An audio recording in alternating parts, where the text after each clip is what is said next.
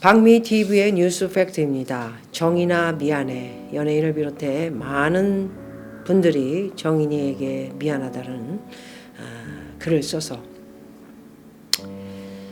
여러 가지 할 말이 없습니다.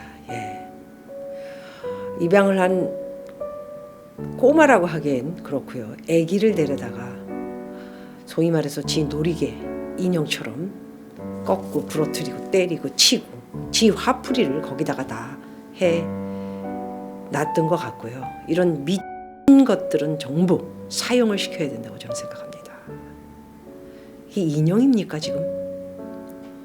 어떻게 이런 일이 벌어지는데도 양천경찰서에서는 그렇게 여러 번에 걸쳐서 이상하다, 조사해달라, 제대로 해달라 여러 번에 걸쳐서 말을 했는데도 그냥 애를 또 대충 보고는 보내고, 그 어린 것이 그 집에 다시 가서는 때리고 부서뜨리고 부러뜨리고 인형입니까 이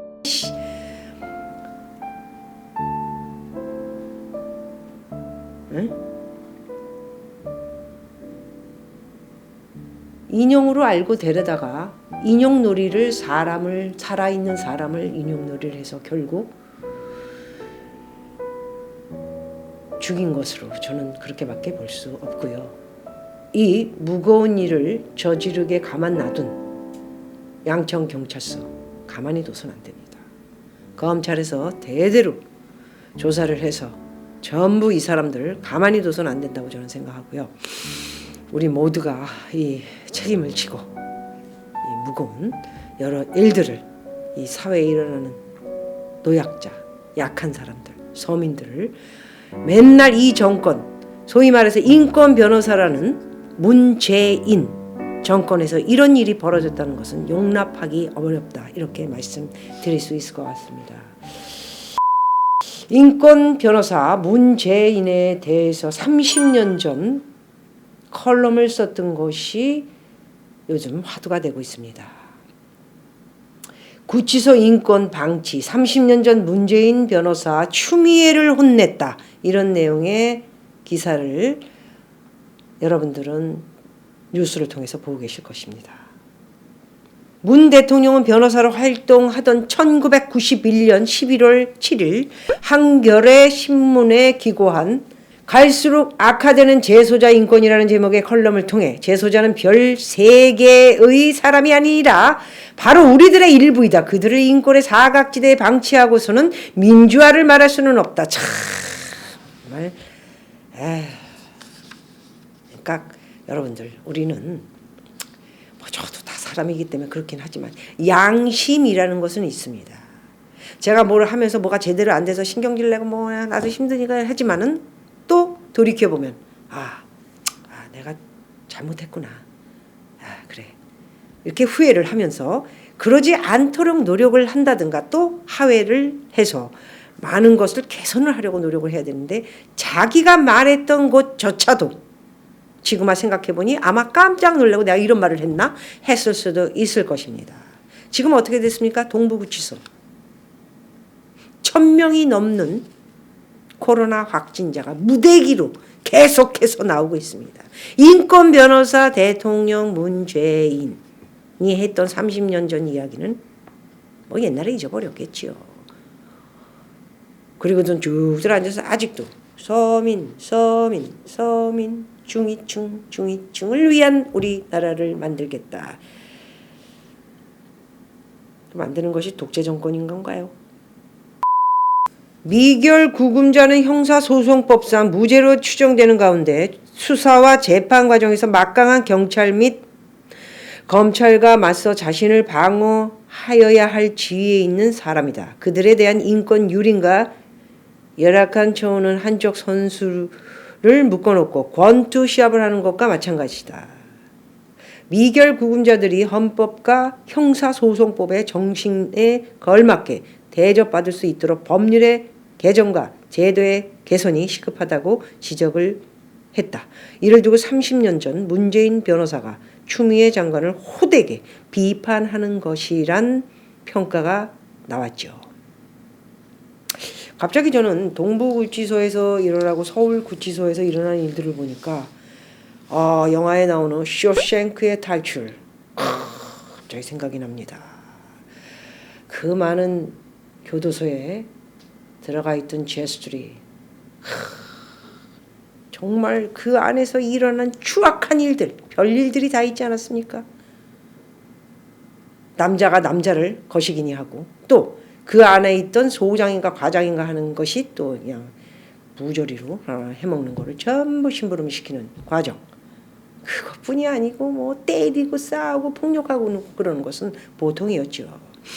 쇼생크에 탈출해 나왔던 팀 로빈스, 모건 프리먼, 이 두 사람은 아마도 그 영화를 찍고 자기의 사상과 개념이 틀려서 정치적인 것도 많이 이야기했던 것으로 저는 기억을 하고 있습니다. 그만큼 교도소에 있는 사람들도 우리가 봤던 영화처럼 사람이며 잘못을 저지르고 들어가 있지만은 이런 일에 있어서는 취약하기 때문에 정말 철두철미한 조사와 그리고 사람들이 무슨 일이 벌어지지 않도록 정말 이 보호를 할 수 있는 이런 것을 철두철미하게 했었어야 되는데 이렇게 엉망진창으로 만들어 놓고는 사람들이 그곳에서 창문에 살려주세요. 그리고 어떤 방법으로든 편지를 써서 살려주세요. 도와주세요. 이렇게 많은 종편 TV를 통해서 왜냐하면 MBC, KBS, SBS는 뭐 이만큼도 스토리가 안 나오니까 보내서 그것을 이제 오픈을 하면서 많은 사람이 알게 됐지요. 정말 영화를 보는 것 같았습니다. 여러분 살려주세요. 우리나라에서 인권 변호사 대통령이 인권 변호사 출신이라는 사람이 어떻게 이렇게 방관을 할 수가 있겠습니까? 살려주세요라는 말이 나오다니요. 얼마나 취약하고 얼마나 무서웠으면 여러분들이 지금 앉아있는 이곳에 제가 앉아있는데 여기 8명이 같이 있다고 생각을 해보십시오. 예? 그런데 여기 한 명이 갑자기 걸려가지고 좁으니까 들어와 다 걸리는 겁니다. 이게 어떻게 됐는지 조사도 안 해놓고 갔다 멋대로 마음대로 그리고 그 안에서 일하는 사람들도 다들 내팽개치고 도망가고 그게 지금 이 일뿐입니까? 요양원에 있는 할머니들 누워 계시고 다들 다 그냥 무대기로 돌아가시고 있습니다. 이것이 지금 대한민국 서민 주장하고 중위층을 주장하던 그 정권이 지금 하고 있는 행태를 보셔야 합니다. 이거는 세월호보다도 더 잔인하고도 악랄한 행위라고 저는 생각합니다. 정말 이것은 좌시해서는 안 되고요. 꼭 기억해야 할 건 일이고 우리는 이 기억을 반드시 요양원의 무대기로 돌아가시는 할머니 할아버지들 우리 이 역사의 대한민국을 만들어내고 이렇게 이끌어와서 지금 우리가 잘 먹고 잘 살고 커피 마시는 이 나라를 만든 노인들이 늙어서 이제 갈 데 없고 요양원에 갖다 버리니까 그곳에서 아무 힘도 못 쓰고 뭐 누워있는데 어떻게 힘을 씁니까? 누가 이렇게 보조를 해줘야 헬핑을 해줘야 뭘 움직이는데 어? 그냥 거기서 걸렸으니까 나오지 말라고 그 안에 다 폐쇄시키고 영합니까 지금? 문을 다 닫아버리고 절대 못 나오게 해라. 다 타 죽겠다더라. 이게 지금 대한민국에서 일어나고 있는 현실이라는 걸 여러분은 알고 계셔야 됩니다. 여러분들 그냥 방관해서는 정말 안 되고요. 힘도 없고 저야 뭐 힘이 있습니까? 제가 무슨 힘이 있습니까? 제가 그저 유튜브에 여러분들에게 아셔야 할 것들을 아셔야 되기 때문에 분명하게 여러분들에게 알려드리고자 하는 것이라는 것을 여러분 아셔야 됩니다. 불쌍한 할머니 할아버지들이 지금 요양원에서 죽어나가고 있습니다. 돌아가시고 있습니다. 지금 여러분. 그리고 동부구치소에 살려주세요. 제발 살려주세요. 저희들 좀 빼내주세요. 다른 데 옮겨주세요. 살고 싶어요. 라는 얘기를 지금 보이지 않는 그곳에서 저희들에게 지금 메시지를 지금 보내고 있는 것입니다. 추미애 SNS를 볼까요? 이 칸이 앉아서 따뜻한 방에서 SNS 손가락으로 까딱까딱. 구치소 집단 감염. 국민께 송구 땡 끝입니다. 뭐 이런 싸기 없는 정말 지금까지 계속해서 사람의 뿌리는 바뀌지 않는다는 것을 알 수 있지만 30년 전 김대중 때문에 이 바닥에 들어와서 30몇 년을 해먹는 동안 이런 사람이 대한민국을 자꾸 쇼를 하고 계속해서 무슨 노무현이 무슨 탄핵할 때 했다고 장갑을 끼고 엎드리고 꼴나게 굴더니 이제는 대표까지 해먹고는 뭐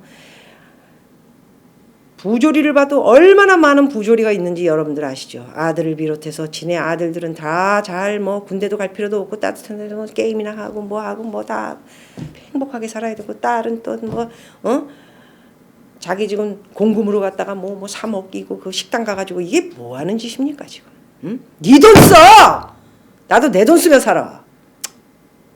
자기 돈은 다 따뜻하게 셔가지고 통장에다가 다 갖다 놓고 이거는 통장 10억 집어넣은 건 내 돈이야. 그리고 나머지는 전부 쓰는 돈은 다 국가 돈.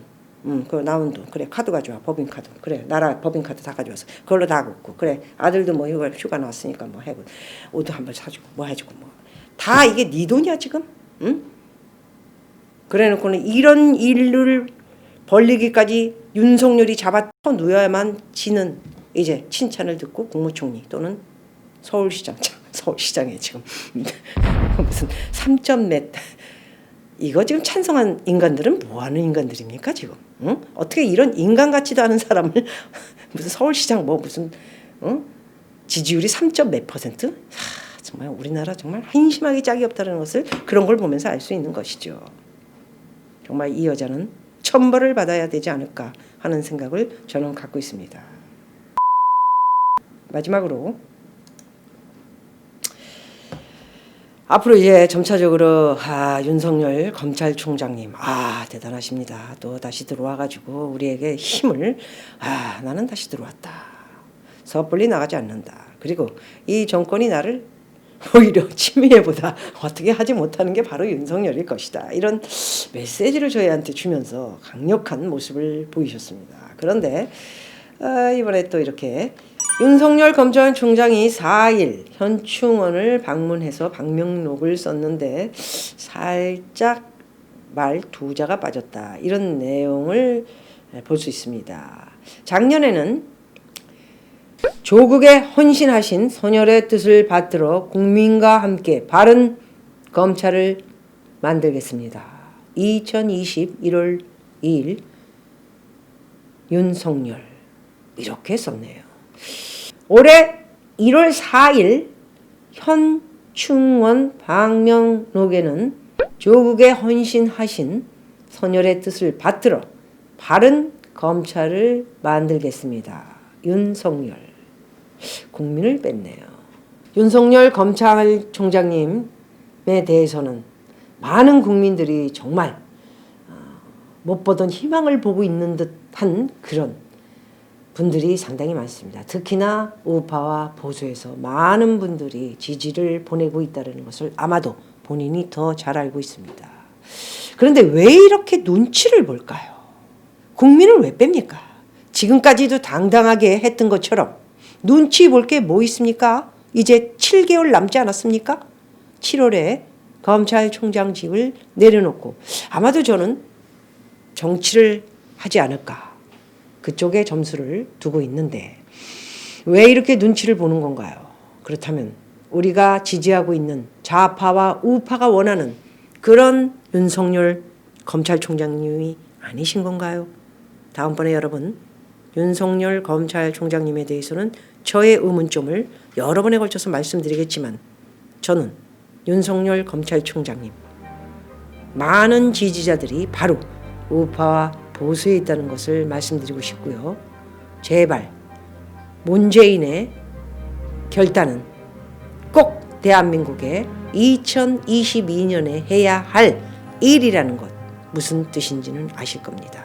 다시 한번 말씀드리지만 국민을 꼭 넣어주셨으면 합니다. 그것이 바로 대한민국의 국민이 바라는 윤석열 검찰총장님의 희망인 것입니다. 고맙습니다.